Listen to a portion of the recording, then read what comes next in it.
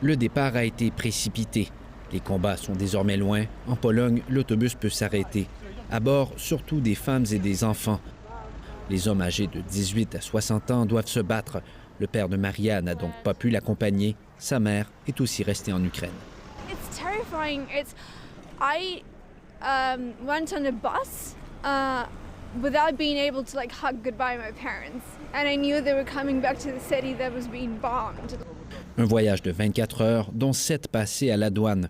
Maintenant, dans l'Union européenne, les réfugiés sont en sécurité, sans savoir quand ils retrouveront leur pays et leurs proches. They might be dead in a month or two, and it's the worst thing in the world.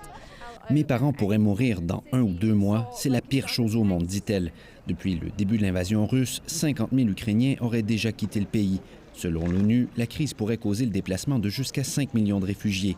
Les pays membres de l'Union européenne promettent de les aider. Nous le ferons en européen, de manière coordonnée, responsable et solidaire. Des représentants des 27 pays membres de l'Union européenne vont se rencontrer au cours de la fin de semaine pour tenter d'établir une stratégie commune dans le but d'accueillir les réfugiés. D'ici là, les Ukrainiens qui quittent leur pays peuvent compter sur la générosité des Polonais. Près du poste frontalier, de nombreux conducteurs attendent patiemment des passagers. C'est le cas de cet homme venu de Varsovie et prêt à offrir un transport jusqu'à la capitale. Przyjechał specjalnie po to, żeby pomóc, żeby po prostu z granicy zabrać ludzi tutaj. D'autres, comme ce Polonais, tentent à leur manière d'aider les Ukrainiens restés derrière. Il a acheté de l'équipement de premiers soins bien nécessaire de l'autre côté de la frontière. Ce sont nos voisins, nos amis. Nous avons une histoire commune, lance-t-il.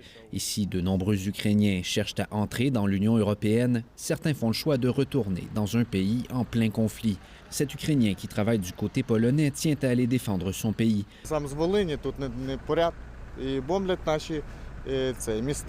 Cet homme qui est également soldat ira rejoindre les combats. Maria, désormais en Pologne, mènera une lutte différente.